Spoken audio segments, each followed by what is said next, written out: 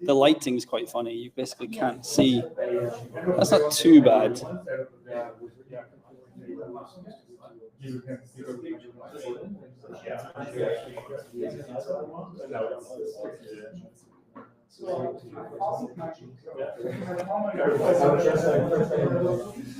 Can you hear me in the webinar? Is the first question.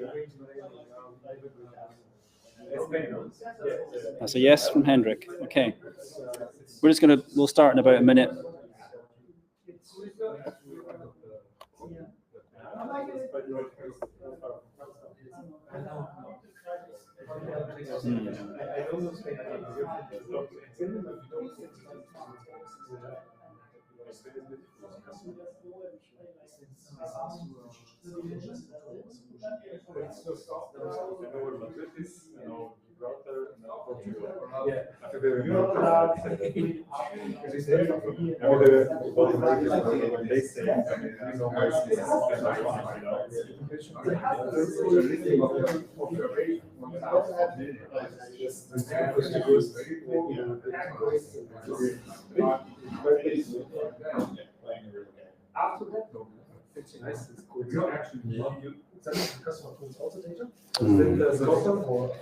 It is actually, yeah.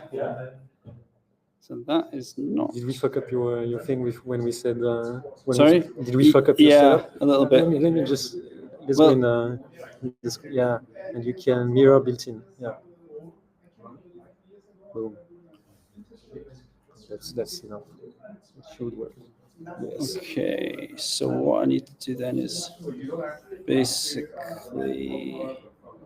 Where's the other presentation? That's the presentation I want. All right. Going back into here, again sharing. Then I want to do screen sharing, application window. This one, share. That is now.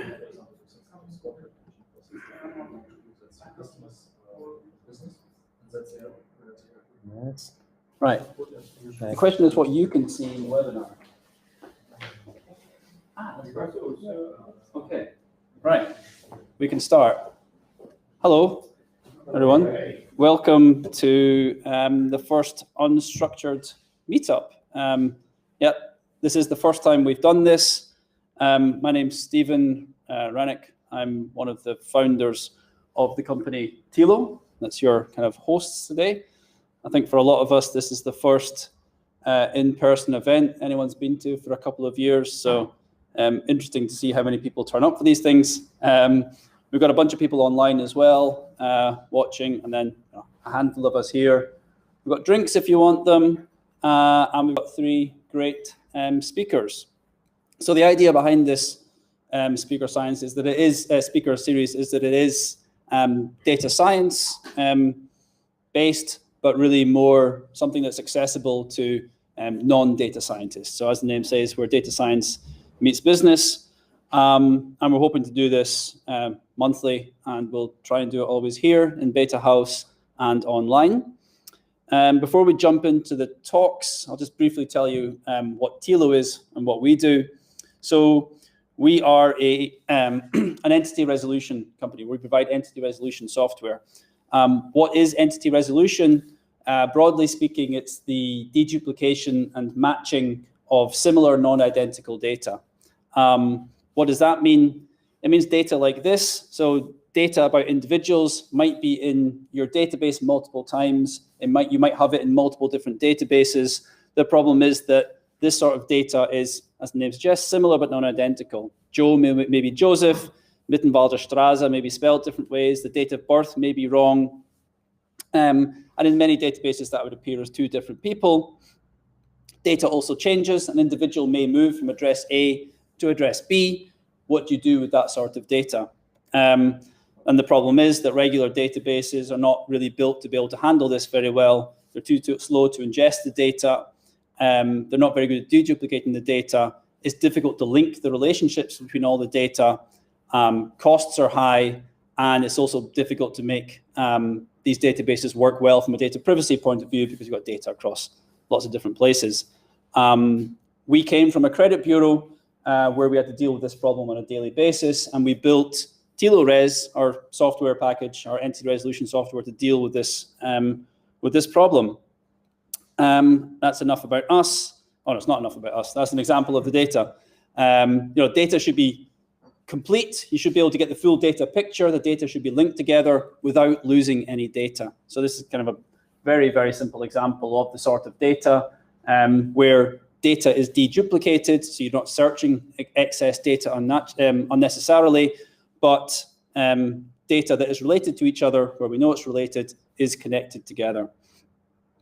We're used to thinking about databases in terms of tables in a database. That's how you traditionally think of data, but this is how data looks, sort of, in Tilo Res. It's more like a graph structure of data. You've got nodes of data connected together. You've got master data with deduplicated data connected together. That's how we think of data in Tilo. As I mentioned, we want this to be a monthly event. So the next event will be on the 20th of April. I'll put this on Meetup relatively, well, in the next few days. The first speaker we've got confirmed is Dr. Mikio Brown, who's a data scientist who's worked recently for Get Your Guide and Zalando in Berlin. And without much further ado, I will hand over now to Louis Guiton, who is an engineer at OneFootball. And first of all, I've got to get the talk on. So,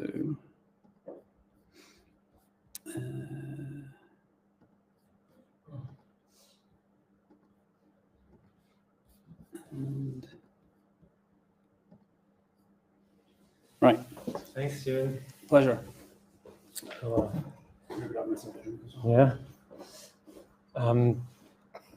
Yeah. Thanks for that intro, and it's interesting that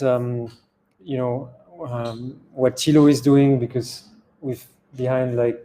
seeing data as a graph, I think is very powerful, and you can apply that to many things. And hopefully today I can show you a little bit how I use that idea in my own field, which is football.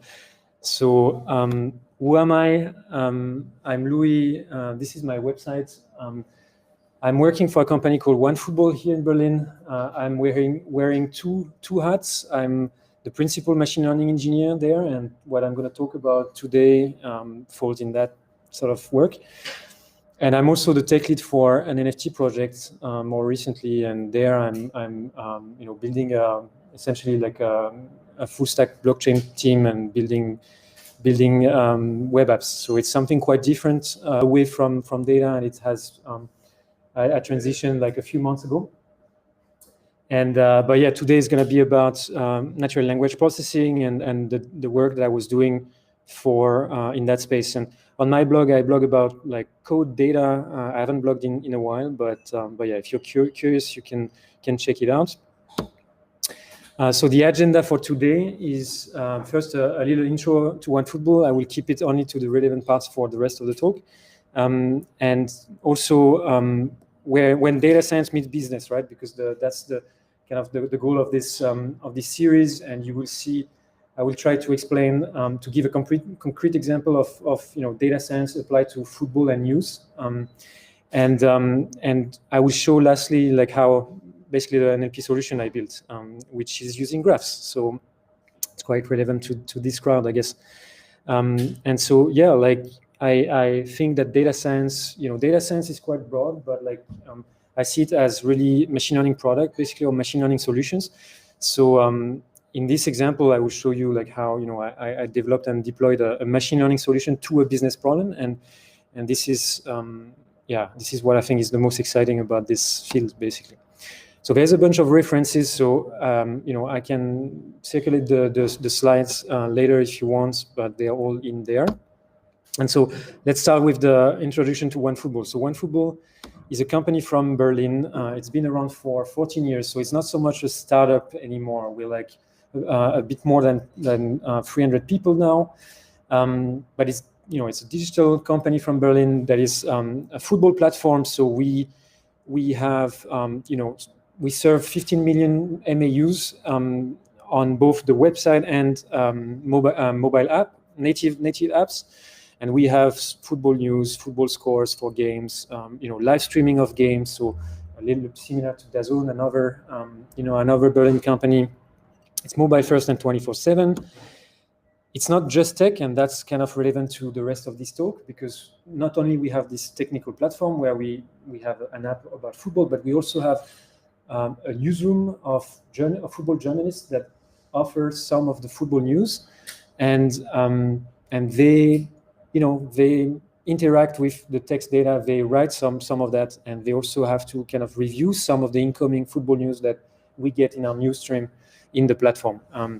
And we also have another similar team, which is not part of the tech side, which is the studios team, where we have big footprint on YouTube, with channels quite big in Germany and Italy, where we do video production, and we have like a full studio. So that's just to show you sort of that a company, of course, it's always more than just the tech, but relevant to this problem is that you have football journalists at some point who have to do something with text data, and you will see what later. One last point that's relevant to today is that we're stronger together. So what we mean by this is that we are building a football platform for the football ecosystem. So all the football clubs that you see on the slides are investors in OneFootball. They're shareholders into OneFootball, and so we are trying to build the football platform for them, and to be a nicer partner than what Google and Facebook can be, right? Because all those platforms, all those clubs are on YouTube, of course, they are on Google News. And so why, as a company from Berlin, would you go and try to compete with Google News and with YouTube? Well, there is a better way. You can, give better rev shares to those clubs. You can give them better data about their fans. You can create a better experience.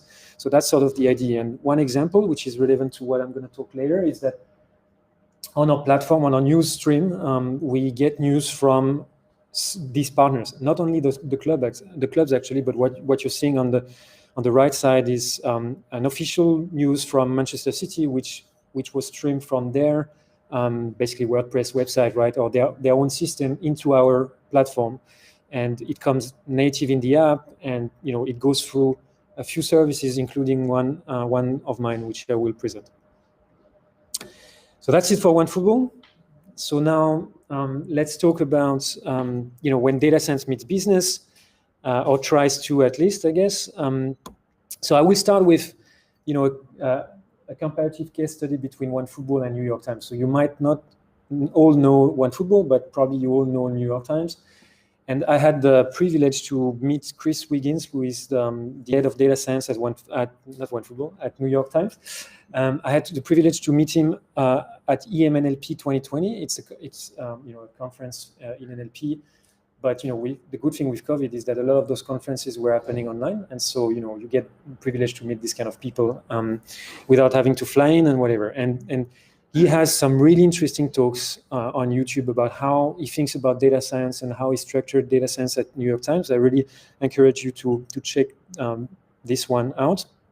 And so when he explains about data science at New York Times, he talks about a data-driven business, right? New York Times initially is known for their curation of news, and they also are known, if you use their subscription, you will notice their recommendation algos, right? And so they did a lot of data science, a lot of machine learning went into that. And what he was saying is that those recommenders freed up a lot of time for the journalists to write top stories and cover breaking news, right? And what was key for them was the pivot from advertising to subscription, right? Because now they have a lot of subscribed users, and they have an abundance of data. They use that for the recommendations. You have the flywheel that a lot of data businesses are talking about.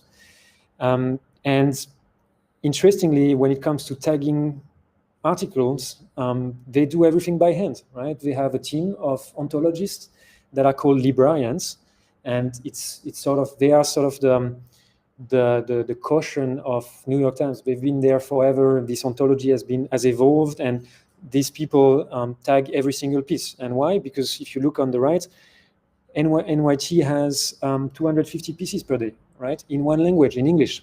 And so, you can literally sit and tag every single piece. When you look at OneFootball, we have 4,000 articles per day coming from these different sources that I mentioned, clubs, our own newsroom, but also blogs.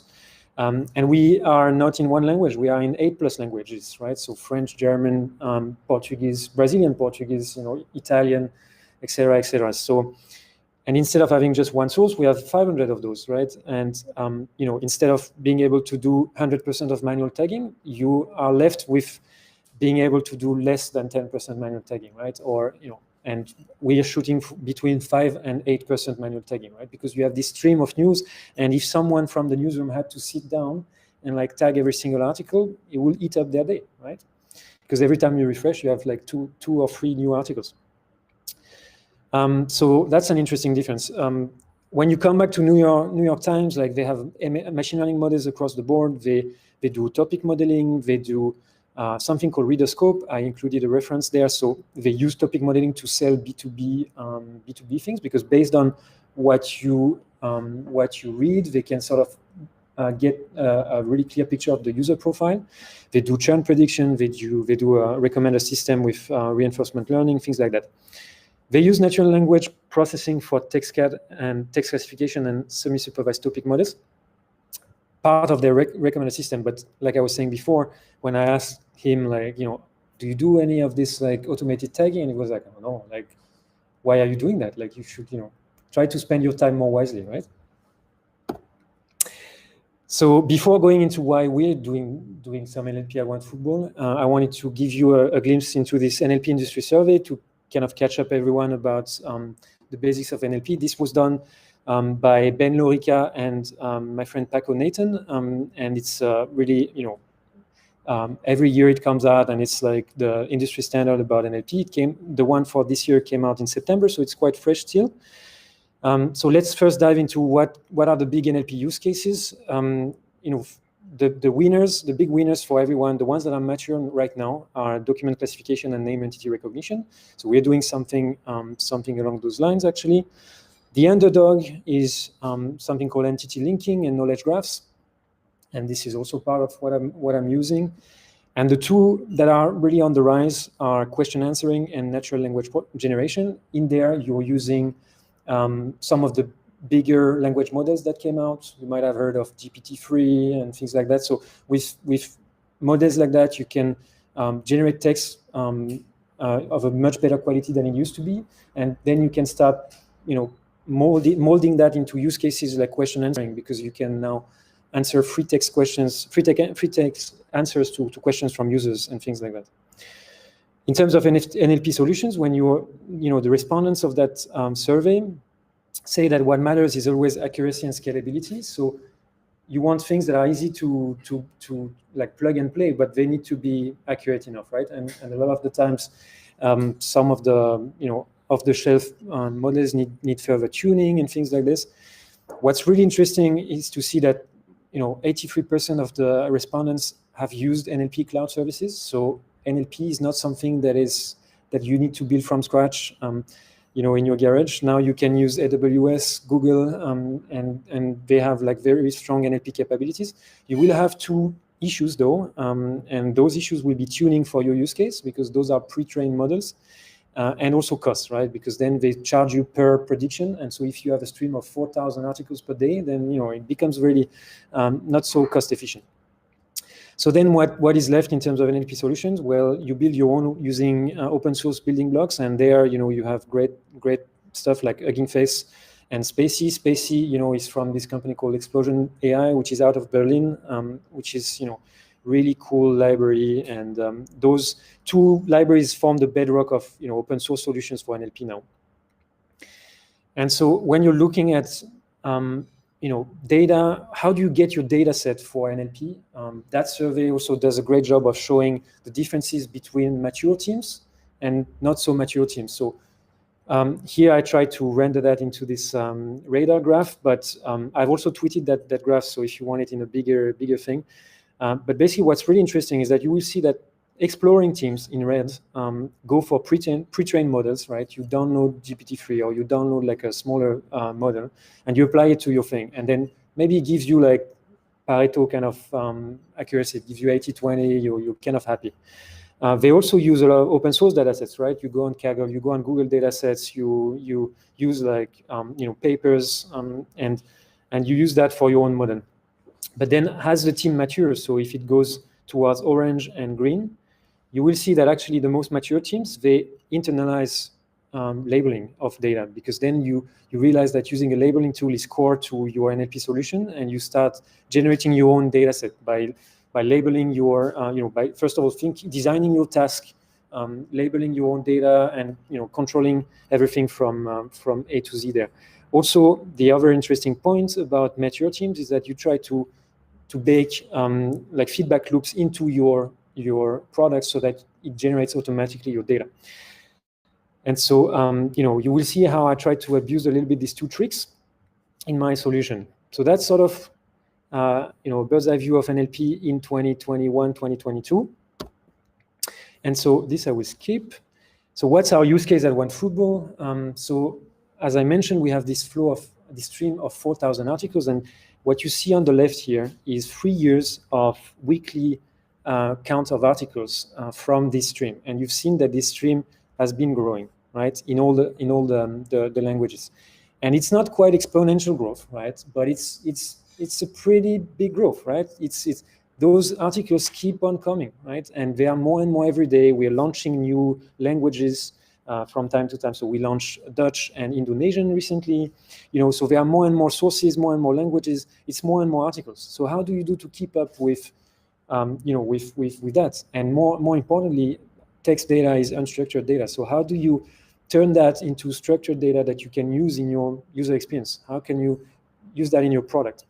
Well, the answer is, like, if you take an example of such a story that was from yesterday, you have Mbappe and Haaland, how Real Madrid starting 11 is going to look like in 2022, 2023. So this is a story about some players, right? You have Mbappe and Haaland. You have a club, which is Real Madrid, and probably you have some implied clubs in there, which are PSG and Dortmund, I guess. You have maybe a match, because there was PSG Real just a couple of days ago. It might be about transfers. It might be about like a couple of things. So you have these different layers that I put here, and so you turn this unstructured data, which is a football article, into structured data in layers. And so first you will look at entities, competition, team, players, matches. Then you will look at sort of wider things, entities that are not football related, like COVID-19, FIFA 21, Florentino Perez, who is like a VIP of football, but not a player, right? And then you can go a bit further with looking at topics, right? So what is a transfer piece? Is this a women football piece? Is this an interview, and things like that?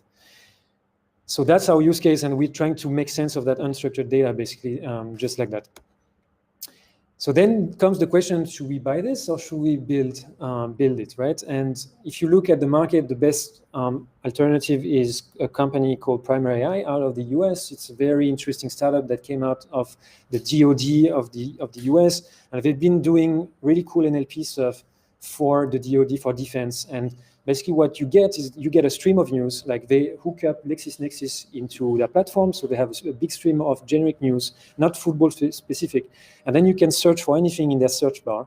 And you will find PSG related news with entities that are tagged, right? So players, teams, and countries in this case, right? So actually it sort of covers a lot of what I was talking about just before. The problem is that this is really generic to everything. You could type in here Ukraine, and you will get the same kind of level of breakdown. So that's great, because it gives you like the a tool, and that's why the DoD of the US is very interested, or like financial applications are very interested. But for us as a football platform, we want to own the structure of the data around the text, right? We want to own the graph essentially behind it. We want to be in control and say, look, right now there's COVID happening. We want to add COVID to our graph so that now we can relate articles that are about COVID, right?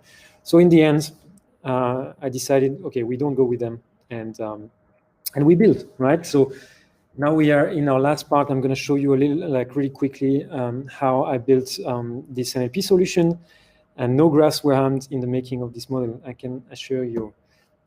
So first a meme, okay? So if you look on the right, like a lot of people around NLP will talk about transformers, about like throwing deep learning at problems and things like this. What I think is a bit smarter is to go back, basically, to go into unsupervised models, to go into regex, and to even maybe go as far as to go with rules. Because the cool thing with these things is that you can explain them to your stakeholders. In my case, the newsroom editors or the product managers, and yeah. So there are a couple of mistakes to avoid, and the first one is that you should not fall in the trap of writing too many rejects, because the rule of regex is regrets. Then you should not use machine learning, meaning supervised learning, when combined handcrafted rules suffice, right? Because sometimes they do, and it's great. You can get great accuracy by writing a couple of backend rules, and it's fine. And you can be a data scientist and writing those rules as well. It's it's no shame. The third mistake is that if you can use unsupervised learning, right? You should not think that unsupervised learning is sort of somewhat inferior to supervised learning. And if you end up casting a problem that could be solved as unsupervised learning as a supervised learning problem, then you create for yourself a big problem, which is you need to collect a data set, and then you need to update that data set whenever you want to retrain your model, right? So whenever a new event happens, a new football event happens, you need to recollect your data set and retrain your model. Whereas with unsupervised learning, maybe your problem was already solved. And then you have more this deep learning craze hype issues where, don't default to transformers when a simpler deep learning model suffice, especially for NLP. Things like CNN, RNNs have been around for 5-6 years, and they work. Of course, you can find better, but especially in English, for example, they already work quite well. And so, maybe for your problem, it's enough.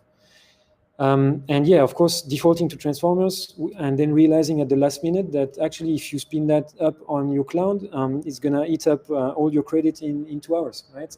And yeah, because it's costly and it needs like big inference machines. So here's the output of the system. Based on all like sort of these mistakes to avoid, I crafted my own system which uses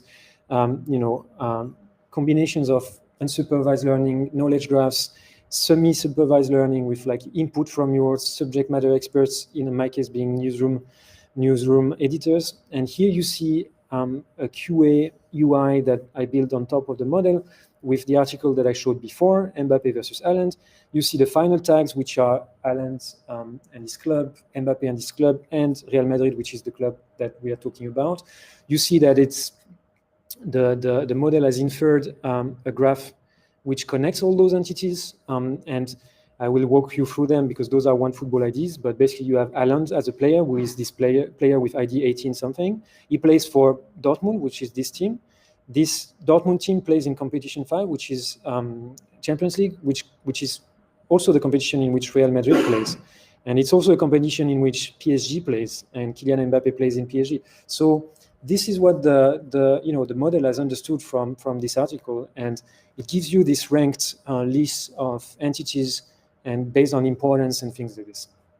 Okay, then you can feed that to further backend systems, and then you can start building an experience around your text data actually. Okay, so can I?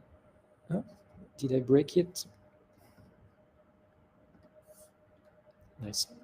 So yeah, just to give you a really rough intuition behind the model, I'm combining a lot of different things. But first I do NER, one of the big use cases I was talking about, so entity recognition. After that, I do what's called entity linking. So entity linking is different from entity deduplication that Tilo does, but like it's also about entities, and it's about linking them, resolving them against, not against like themselves or like another version of themselves. It's about resolving them against the main, or like the main page of that entity. Think like Kylian Mbappe. The main page of Kylian Mbappe might be Kylian Mbappe on Wikipedia, right? That's sort of the representation of Kylian Mbappe in the World Wide Web, and we want to link back the mention of Kylian Mbappe in that article to Kylian Mbappé on Wikipedia, right? And then after that, I poured all that into what I call a focal point ranker, which basically helps, which sorts things and try to give an understanding of what is important in the article based on the graph that was built, what is important, and then you keep only the most important things.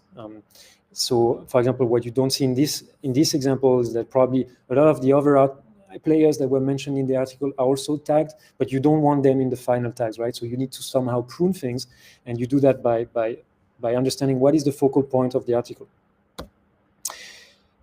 And surprise, surprise, a solution in this world is more than just the model. And so this is what the solution looks like. The model is at the middle here. I call this the tagging model, but it's part of a wider solution. And the name of the series was When Data Science Meets Business, right? And so here I try to highlight where actually business meets data science in a way. So those SMEs are my subject matter experts. So that's where you really infuse like semi-supervision into the system. And you see here that editors can go and edit the knowledge graph that we're using. The knowledge graph is based on manual input, but also based on automated input from our relation of databases. It's also based on some of the output from the retagging. We also have editors that can edit the topic model we use to classify articles. And then when the news stream comes up, it goes through all these different models, one after the other, and also in parallel a little bit, and then it comes out the other end, and you get tagged articles. And then you can put these articles into the QA web app that you had a glimpse of above, where the data scientists can go and check the results and understand what's going on. And most importantly, we talked about how do you generate data. There were two tricks. You need to label, and you need to bake into your product feedback loop so that you can generate data automatically. And this is what we do here. So there is a separate UI from the QA web app, which is called the retagging UI, where the newsroom editor monitors the stream and can retag things if the tags were wrong. And we pick up those retags with event tracking, and those flow into the data warehouse, and then basically they end up flowing into the knowledge graph again, and we can learn weights and learn things based on that feedback, which allows you to scale, like you saw with the volume of articles, that you sort of leave its own life, and it's just works. So what was the impact? That's my last slide. This is like a really rough query that I ran yesterday on the data warehouse, but this gives you like the weekly retagging rates for 1 year, broken down by language. And you see that it's well below 10% most of the times. And my goal was like, somewhere around 5%. But one of the sad truths of real data science, and when I say real data science is what I mean, something that is applicable and where you can actually bring to the business, not something on Kaggle, where you have a leaderboard with a metric. The problem with the real data science is sometimes the metric is unclear because you just need business to run, right? You need those articles to be tagged. If they are not so good, you don't mind. You need just to understand what is your metric. And actually that exercise of defining the metric per se at first was also like a big part of that project that I didn't really touch upon. And so we ended up on this retagging rate because I think for us it makes sense to think about what would the human have to do if the model is very bad, right? If the model is very bad, then the human has to retag every single article, right? So we want to think New York Times, they retag 100%, right? We want to bring that down from 100% to here 5% or like 5, 8, 10%, right? And we're happy with that because we have such a big volume. So overall, it's not that much retags, and then we can sort of stop the project here and leave its own life. And if we thought that somehow now 5% is not good enough, we can go through another cycle, invest a bit more, tweak the model, maybe add a couple of more steps and reduce that to 3% or something, right? Or if my French colleagues from the French newsroom become really unhappy with 10%, then maybe I need to go back to work. But yeah, that's about it for me. Thanks a lot. And yeah, if you have questions, I can take them now, I guess, or maybe one question. One or two questions. But yeah, otherwise, thanks a lot for your attention.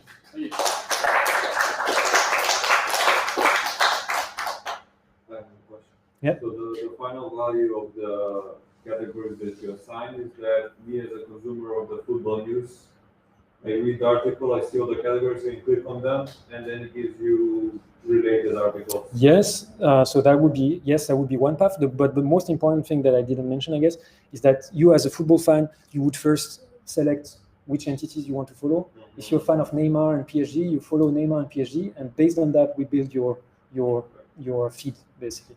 Right? Yeah. And it's the same idea. It's just a group, right? Sorry? It's the same idea. It's a group, right? Yeah. So I mentioned.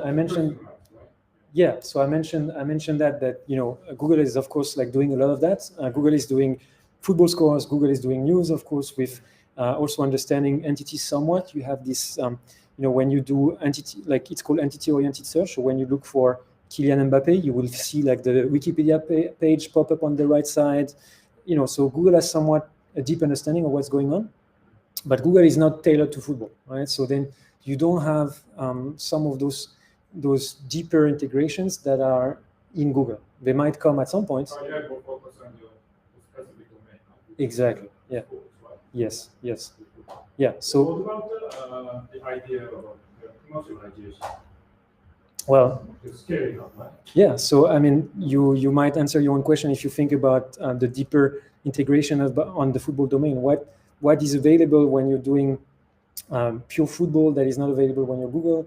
Well, you can do advertisement like Google, but you can also do sports betting, for example, which is not available on Google, right? So when you're talking football in a football article about a game that's happening tomorrow, might be a good place to upsell a bet, right, with a betting partner, and then you do basically B2B sales, right? And so yeah, that's one of the applications. You can do. You can go beyond that with we have other monetization ways. So because we are this cohesive platform, we also do streaming of games. We also do so we also have rights for some games. So if you're reading about a certain game that's happening tomorrow, we pick that up, and then tomorrow we try to sell you what's called OTT streaming, so over the top streaming. So you're gonna buy a game for €3 and be able to watch it on your device. And so this way we also monetize. We also monetize with more direct to consumer verticals, and that's where also NFT comes up and all of that. So yeah. We can work with Google. Well, the goal is the goal is not so much to work with them. The goal is to replace them, basically, right? Because Google doesn't give as much data and revenue to the clubs. Okay, so they don't work for the clubs, right? And in our case, so for example, if you go on YouTube, clubs post their football match highlights on YouTube, and they get maybe some revenue from that, but mostly they just push that into a void, and that's it. Whereas they can put the same highlights on OneFootball, and in that sense, we're competing with Google, because then we give you reports about which users watch those highlights, and we can monetize those highlights.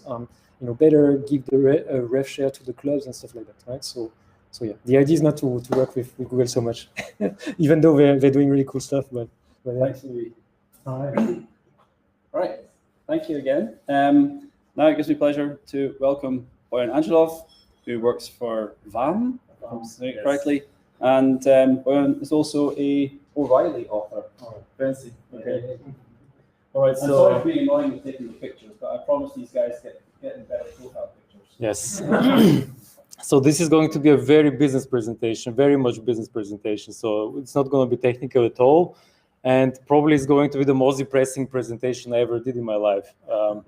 And it's depressing on purpose, and it's a bit philosophical, and it's a bit experimental. So if I'm talking something stupid today, please tell me. That's the first time I talk in this on this topic. So yeah, just bear with me a bit. Basically, I'll present a very depressing view, which hopefully will allow us to do some things a bit better in data science. So who am I? So I'm a CTO at VAM, and it's a legal tech startup, Switzerland and Germany. My background is management consulting. Before this, I spent my life at startups. That's actually how I met Steven several years ago. I have my own consulting company. I did some XAI research, have a nice paper you can check out there. And I have several books. The first one, O'Reilly, which came out last year, which is quite technical. pretty much a textbook, and a second one which is a bit more ambitious, where I wanted to kind of put all the knowledge I gathered in management consulting as a technical person and teach people how to do this thing called data strategy. And actually, there will be a lot of things in this talk from that book. And now let's start with the philosophy. So what is via negativa? Technically, this is a method for decision making, and this is invented by this guy, Nassim Taleb. I think he's from Lebanon, if I'm not mistaken, and he has a brilliant book called Anti-Fragile, Things That Gain from Disorder. And this guy, I'm a huge fan of his, and I think this book I gave to so many of my friends, and I can just urge you to read it. If you're into statistics, mathematics, if you're a skeptical person, have a look. So maybe I can give the example with what your parents will do with you when you're a child. So they would often tell you, Boyan, at least that's what my parents did with me. They said, Boyan, work very hard, get a nice degree, find a family, have children, and live a happy life. And I was like, sure, Captain Obvious, you know, my father, I was thinking, that's great advice, but what do I do about this? I mean, everybody says that. Actually, a better advice would be, Boyan, do not take drugs. Boyan, don't mess with bad people. Boyan, don't get into crime. All of those things. So by avoiding the worst things, you can be much more smart about being productive. So this is just because the human psychology, we tend to focus on negative things. And this is a trick we can use to our advantage. And that's actually what we're going to do for data science now. We will see what we should not be doing. I'm guilty of all of these mistakes. And then maybe we can speak a bit, what can we do about that? And this is my favorite consulting slide, which I did. This is something I call implementation maze. This is when our boss would come and say, yeah, let's do AI in anything. And in my case, it was, let's do AI in logistics. And I'm like, okay, sure, let's do AI for logistics. Yeah, it's easy peasy, let's just do it. And they would, this is a real story from a client of mine, they will spend a ton of money hiring a great team. They will put like a business owner, a data scientist, data engineer, a data analyst, give them big salaries because big companies, and tell them, okay, guys, have fun, do AI for logistics, see you in 3 months, and just give me some results. So what happens is disaster, not surprisingly, and this is, I've seen this so many times, and it's always the same reasons. You can imagine from left to right, we go through a project, imagine the different sprints that we have. And the first thing that happens, a data scientist will say, I need some data to actually work. Nobody thought that this needs to happen at the beginning. Of course, and the data scientist spends like several days, you know, I don't know, changing the color scheme of their editor, you know, reading something, and they ask the data engineer. That's important. And the data engineer obviously drops everything. Yeah, let me give you, my friend, let me give you some data. The data analysts at the same time, they don't need a data dump, they need data access, because nobody thought about that. Why would they need data access? And who do they ask? They ask the data engineer. This person, he or she has all the keys. And let's say the data engineer has been surviving somehow all of this time. The business owner starts to ask questions. Yeah, where are the results? Yeah, I mean, what are you guys doing? The data engineer also at the same time, and this red arrows means giving stress. The data engineer gets a Jupyter prototype from the data scientist. Yeah, here's my fancy R code. See you in a few weeks, my friend. And this is where you get the big storm where everything dies. And this is why you have the stop sign. This is normally when things start to die. Things start to continue to be delayed. The business owner gets more unhappy. Then they start to ask, when are we deploying this stuff? Yeah, nobody has ever deployed anything on my team. I don't know. And even, and this is the worst thing in data science and engineering, even if somehow people manage to make a model, they deploy it, there's an endpoint, they use SageMaker, is great. The business owner, never thought, so now what do we do? I mean, I don't trust this. I mean, it's deployed, but yeah, it's an API endpoint. So should I call somebody from accounting to use it? I don't know. And this is the worst time when when projects die. There's another way to show this thing, and you can even quantify this. So imagine the line that we have in the middle is the water line, and you're either swimming under it, swimming in the disaster, or you're actually working in the islands. And unfortunately, all of us have been there. We've been searching for data. We didn't have data access. We were waiting. We didn't have resources from IT. We didn't know how to set up our software. Even big companies are guilty of this. If you work for Amazon, for example, they don't allow you to install some of your own packages. So you wait and wait and wait. So actually, I mean, team efficiency around 20%, that's probably high. And now, yeah, that was the depressing part. Let's talk about what can we do about this. And there's two things we can do. And those, especially the second one, Agile, is a bit of a dirty word in data science. And I think both have a place. But first, what is Lean and what is Agile? Lean is your factory, so everything moves, goods gets produced. And Agile is making sure this factory produces different products quickly. And those methodologies, for example, let's start with Lean. And this, unfortunately, I wish I invented this, but please read this book, Practical Data Ops. Lean originates from Toyota. I think, as you guys know, at Toyota, they wanted to produce cars faster, better. And the author of this book, he tried to see, okay, what are the things, what are the so-called sources of waste we might have in data science? Because the factory is quite clear. I mean, you have people moving too much on the stairs, carrying boxes instead of forming a chain. You have people who are, obviously underqualified, overqualified. You have people waiting at the assembly line. Same things happens in data. All of us think that we are knowledge workers, that we're not really a victim to such manual things. It's just not true. So all of those things here happen. And now maybe I can provide one common solution to a lot of those problems that at least I, as a data scientist, find out. And I think, Stephen, you're also a biologist, right, by training. So you know what this is. This is like a laboratory notebook. Don't forget that we're watching this. So Stephen tried to forget about it, but actually, as a biological scientist, if you make experiments, you have to write them down in a specific way. And this is not just a normal notebook. It has to be time-stamped. Somebody has to sign it. You have to make sure your documents are documented. And this is an example of one thing which makes your work reproducible, which makes sure everybody understands what you're doing. Again, you can use all kinds of tools for this. So now this was a bit on the Lean side, what you could do. Now on the Agile, and I talked to a lot for my second book. I talked to a lot of people in data, and they always said Agile works, but it has to be super soft, But maybe why it would be a problem in the first place? How do we estimate machine learning projects that maybe it's not going to work? Maybe the data sucks. How do we gather requirements? That's a problem. How do you talk? That's my favorite one. How do you explain those things to a non-tech audience? So there's a lot of issues with Agile. But if we do it softly, let's not estimate our tickets. Let's not focus on weird things like velocity. Let's be a bit flexible on the requirements and adjust. Let's measure the right things. Let's make sure we use the lab notebook, as I said.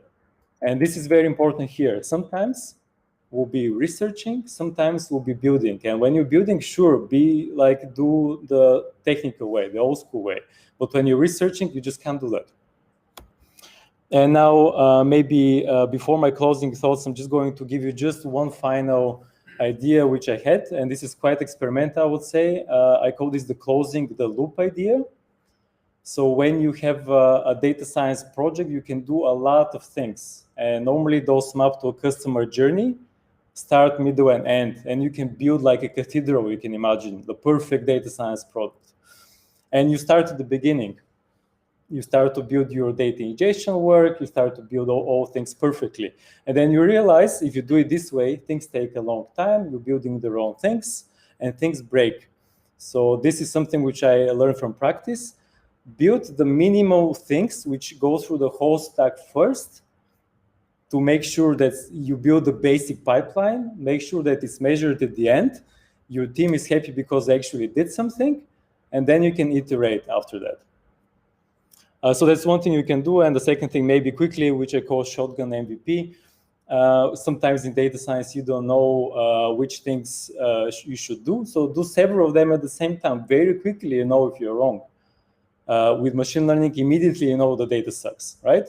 But so instead of spending 4 weeks, just use 3 different data sets. And then based on some success metric, commit to one and use the rest as a backup. So there's a ton of things you can do. But I think my time is up. But roughly, I would say it's just not for work. I mean, you can use it also for your life, this idea. Read my book. First 10 copies are free. I mean, I can give you more. This book is amazing, Practical Data Ops, and Nassim Sadar's books are just great, So, thank you.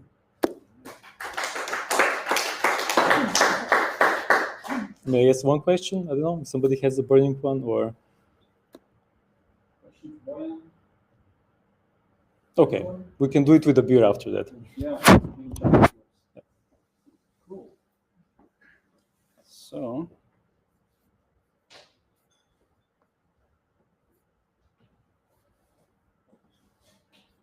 Yep, and our last speaker is our Owen Stefan, who's my co-founder in Tilo.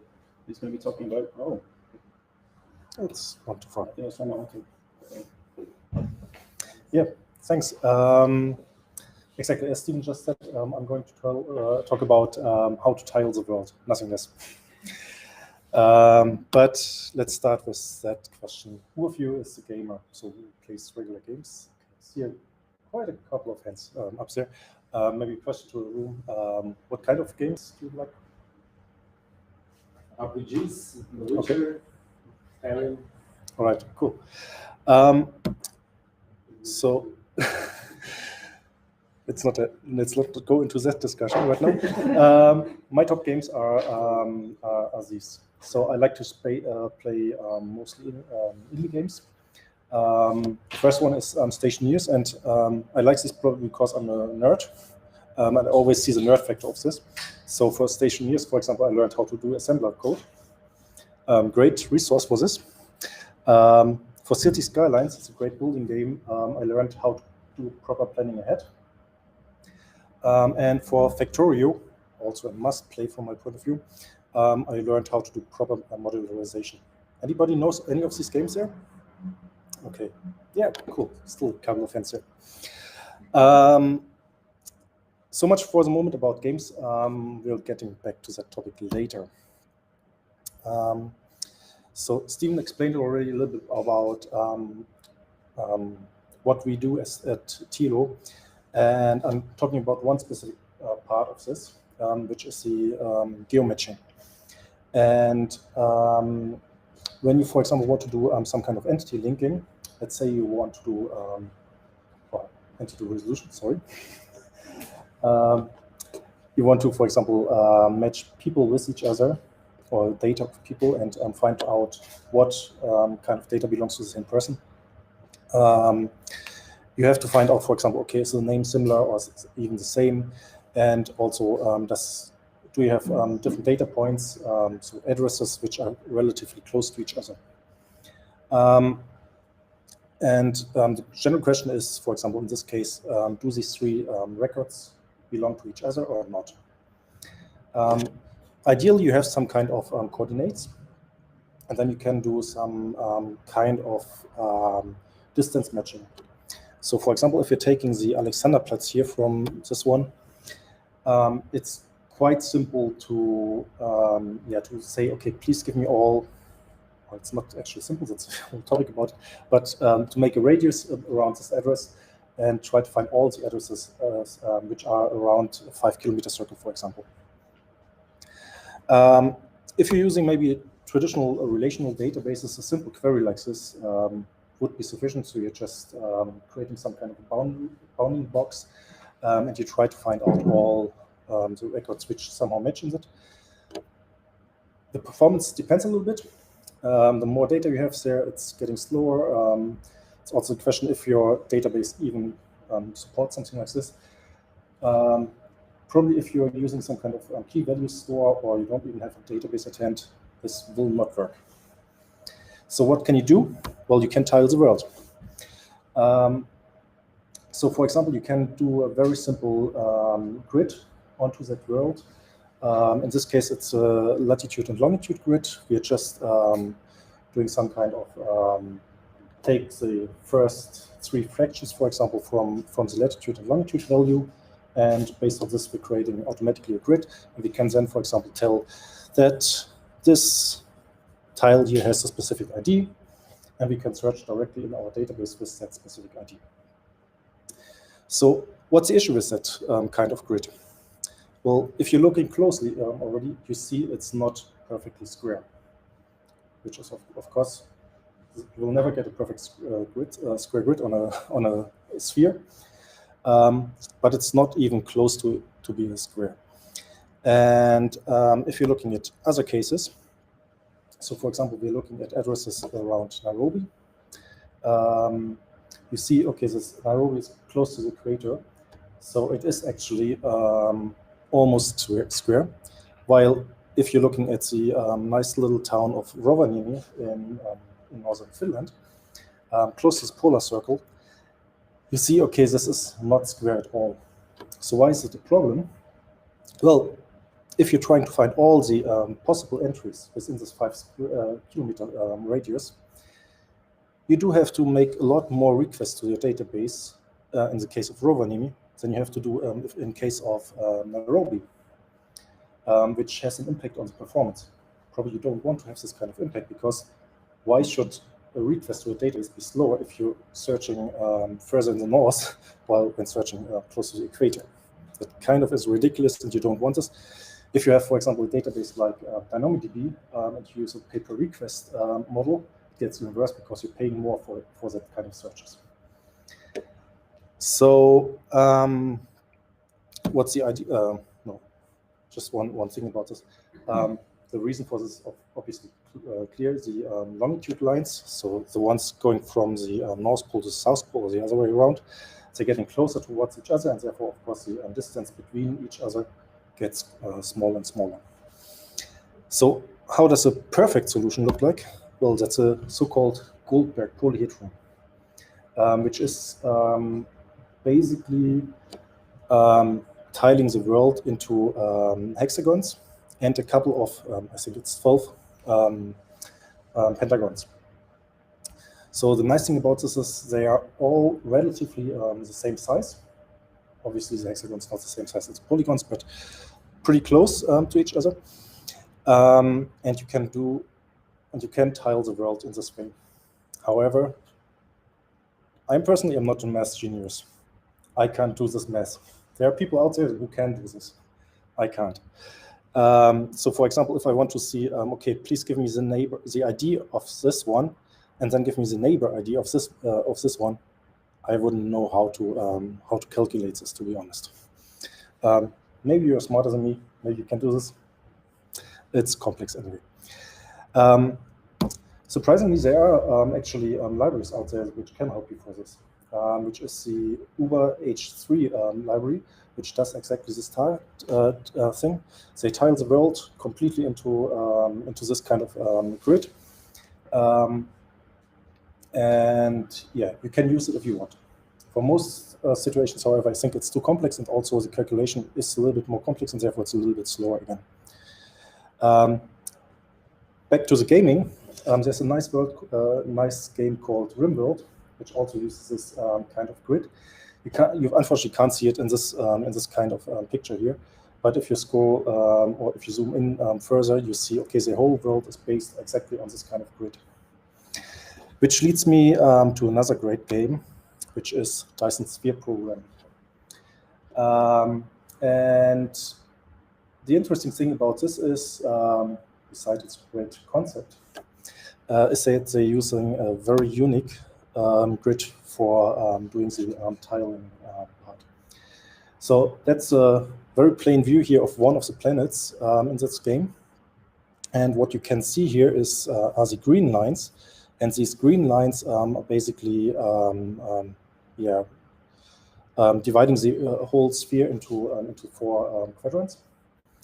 And then you see the blue and the red lines, and these are kind of comparable with normal latitude lines. So they always have the exact same distance between each other. But on the other side, so what usually would be the longitude lines, you see the yellow lines here. And some of them, they're almost going straight through, while others, you see some kind of zigzag course here. And in general, you can see, for example, here in the North Pole, we have actually per quadrant only one tile, which is then divided into 5 subtiles. While on the equator, for example, they use 50 tiles per 50 blocks per quadrant, meaning you have 50 times the blocks following around it. And yeah, it creates a quite nice grid, as we can later see. Here's just a close picture of this, where you actually see, okay, within these blocks, there are further subtiles, and all these subtiles, they are always 5 times 5 squares. This can, of course, vary on your needs. So you can also create a subtile or subdivision this one into, for example, 100 tiles or 1,000, whatever makes sense for your use case. But the interesting part is it's always like this. And all these subtiles are almost perfect squares. Not exactly. Of course, also further up you go, you see, okay, for example, here we have a tile that's twice as big as these tiles here. But in general, most of them are relatively the same size. So let's apply this to the actual world. So first of all, we're adding all the lines, or all the latitude lines where so-called belt switch happens. So sorry, I forgot the naming here. This one I'm calling a belt, and the belt switch is always when you have the zigzag curves here. So we're adding all the lines with the belt switches. Then we're adding all the other belts in here. And the last thing is, of course, we can also create the actual blocks out of it. Don't let you fool. The tiles here in the north look bigger than they are. That's just because of the Mercator projection. In fact, also these tiles here in the top are pretty much the same size as these in the bottom. The nice thing about this is it's super easy to work with. So for example, if I have this tile here, I can easily, this one has an ID, and I can go to the right and I know exactly the ID of the other one. The same one, I can go to the top, and it's also a simple addition, in this case on the y-axis. Gets a little bit more complex here when you have actually the belt switch, but it's not that complicated. Of course, we can also further go into this and create some kind of subtiles there.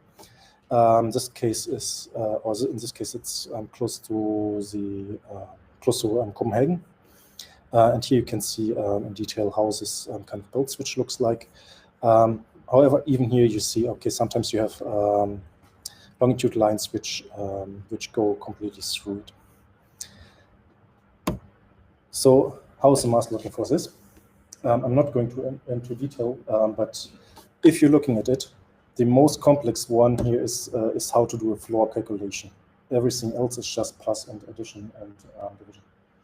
So it's really simple to calculate this.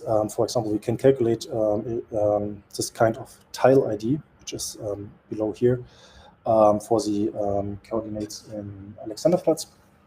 And that's pretty simple. So how does this grid look like at the equator? Well, surprise, surprise, there's basically no difference.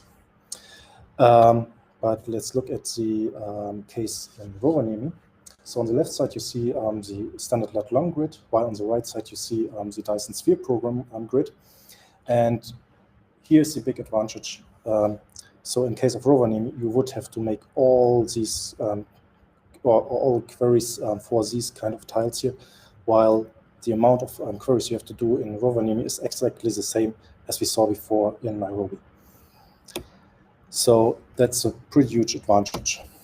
Of course, you can also, as I said before, you can change the resolution, so you can have more tiles.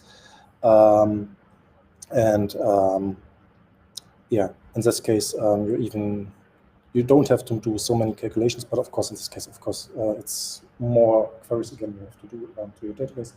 So it kind of varies about finding the right resolution for your use case. Any questions or game recommendations? The last point is, of course, more important for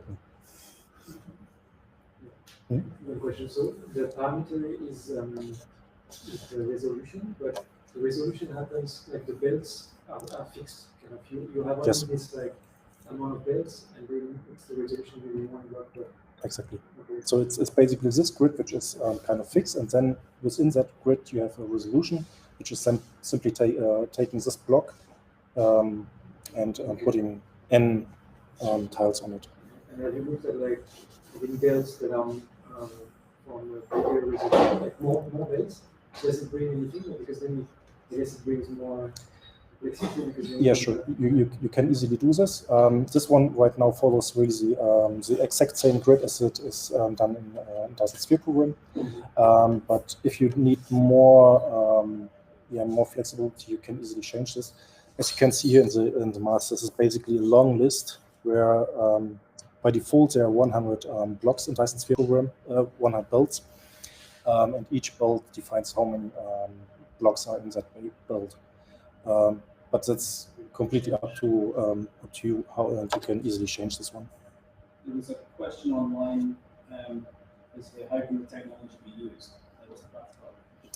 Yeah, well, for example, we use it very concretely in Tilo Tech for doing Geo Matching. So we are actually using DynamicDB, and since DynamicDB is most efficient if you're just searching for a specific key, you can, for example, have a key which has a tile ID plus a name as an example. Then we can do very quick searches given that to find our results. There are probably a lot more applications for this. So whenever you want to do some kind of Geo matching, it's applicable. The only thing which doesn't work so well is really the last 3 degree approximately on the pole regions. So that's something where Goldberg polyhedron definitely is much better than this one. But yeah, there's fortunately not so much going on in this region.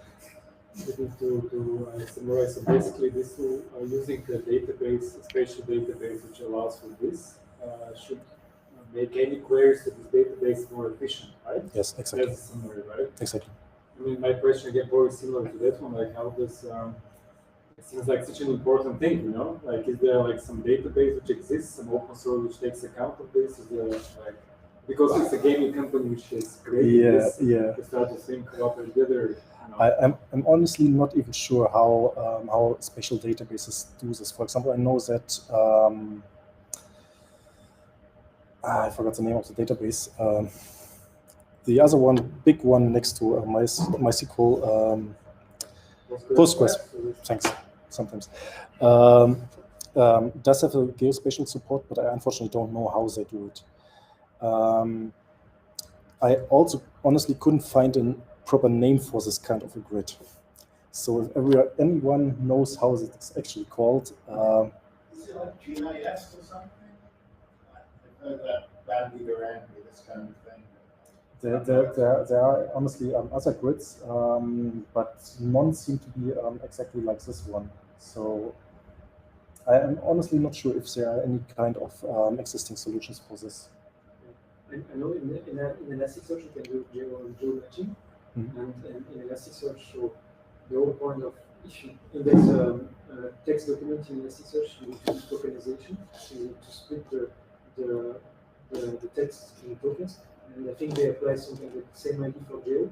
So then you tokenize the Geo, and then there is some kind of grid that is applied, and then you sort of index by big block, small block, small and smaller block, and then you can query by the blocks. But I don't think they use like. I think they yes, it sounds like some kind of a hierarchical grid, which I also know that they exist, but they form a little bit different again. It's more like the first thing you mentioned with the latitude, longitude, and then you just index like kind of these big squares. Exactly. And Exactly. Any more questions or Game recommendations? I always recommend OneFootball. You know that already. Don't play Factorio, it feels like working, no? Yes, it does. Factorio, I feel like I'm working. I started and it got too stressful, like I cannot do this anymore. Have a great conference.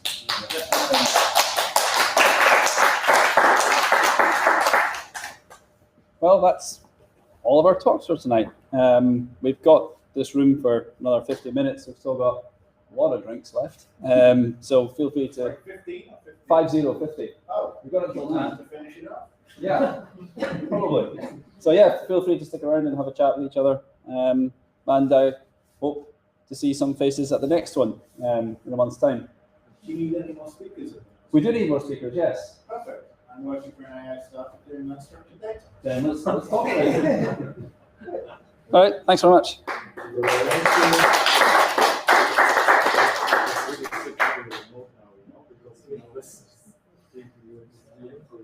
Thank you.